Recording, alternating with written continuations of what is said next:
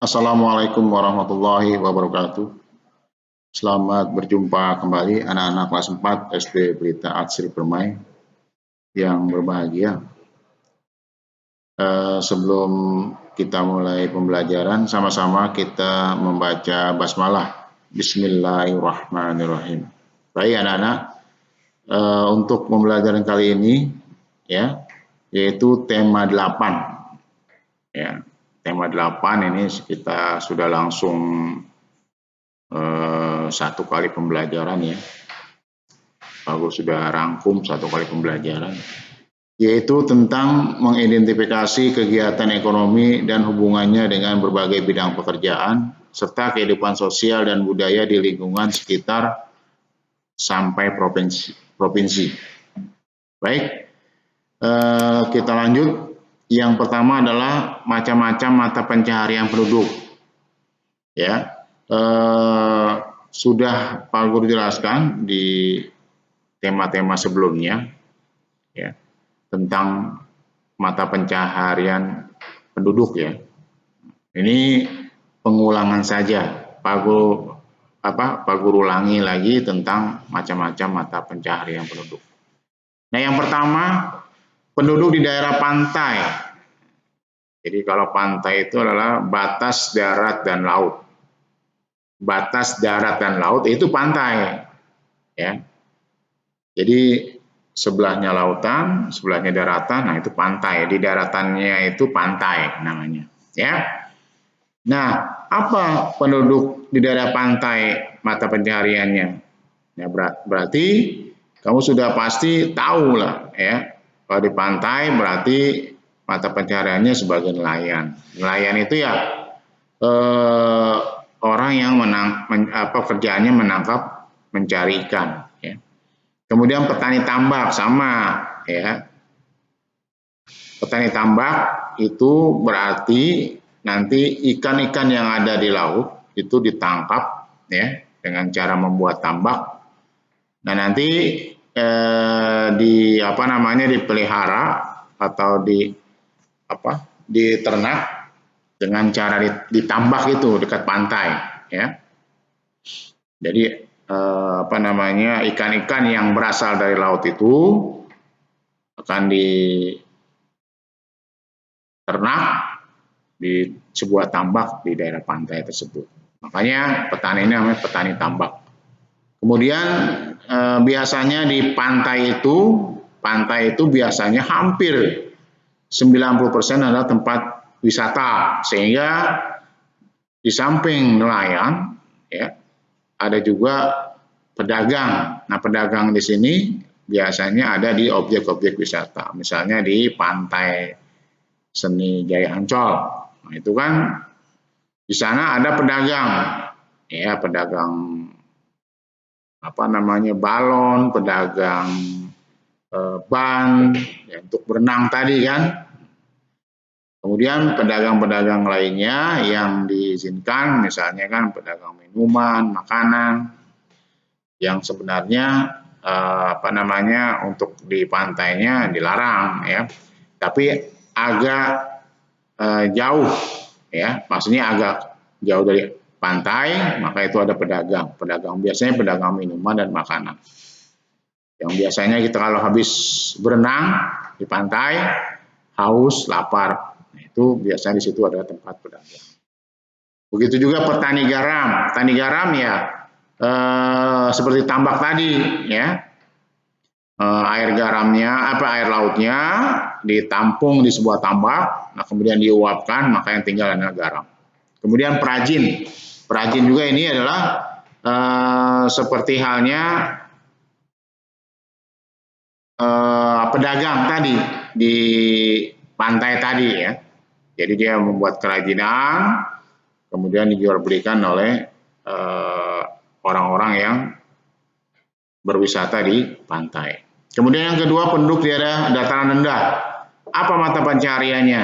Dataran rendah itu ada buruh, ya, pegawai kasar ya, buruh, petani, kemudian pedagang, peternak, bersama ya, dataran rendah dengan pantai. Pantai juga termasuk dataran rendah. Jadi sama. peternak, pedagang, petani, buruh. Yang ketiga, di daerah dataran tinggi, yaitu sebagai petani, peternak, pedagang, pekerja perkebunan. Sama, hampir sama semuanya. Hanya bedanya di pekerja perkebunan. Biasanya perkebunan itu ada di dataran tinggi. Perkebunan teh, wortel, sayuran, ya dataran tinggi adanya. Kemudian kita lihat salah satu contoh pantai, yaitu Pantai Indrayanti Gunung Kidul. Ya. Ini dia gambarnya Pantai Indrayanti Gunung Kidul. Ya. Gunung Kidul adalah salah satu kabupaten di Provinsi Yogyakarta. Jadi Yogyakarta memiliki salah satu kabupatennya namanya Gunung Kidul. Ya. Nah ini salah satu kabupaten ya. Kemudian mata pencarian penduduk di Gunung Kidul, di pantai ini apa saja? Nah berarti ada di sektor pariwisata, ini bukan pariwisata, industri, pendidikan, itu yang ada di Gunung Kidul. Pariwisata ini nih ya, sektor pariwisata di pantai. Kemudian di samping pariwisata di Yogyakarta Gunung Kidul itu ada industri, pabrik ya. Kemudian ada pendidikan. Ya, pendidikan mulai dari TK sampai perguruan tinggi. Kemudian kita lanjut untuk pembelajaran berikut adalah tentang kegiatan ekonomi. Apa itu kegiatan ekonomi? Kegiatan yang dilakukan untuk mendapatkan penghasilan berupa barang atau jasa untuk memenuhi kebutuhan hidupnya. Itu namanya kegiatan ekonomi secara umum. Nah, macam-macam kegiatan ekonomi ada 3, produksi, distribusi, konsumsi. Kalau produksi menghasilkan barang, distribusi menyalurkan barang, konsumsi memakai barang. Orangnya yang melaksanakan produksi namanya produsen, yang melakukan distribusi namanya distributor, yang melakukan pemakaian barang atau konsumsi orangnya namanya konsumen. Itu tentang kegiatan ekonomi. Kemudian kita lanjut untuk peta Provinsi Banten. Nah, ini program kan dari buku kalian ya. Ini peta Provinsi Banten. Yang jelas Banten dulu menyatu dengan Jawa Barat. Sekarang memecahkan diri menjadi provinsi baru yang namanya Provinsi Banten. Batasnya berarti sebelah timur itu adalah Jawa Barat. DKI Jakarta dan Jawa Barat. Perbatasan dari Banten.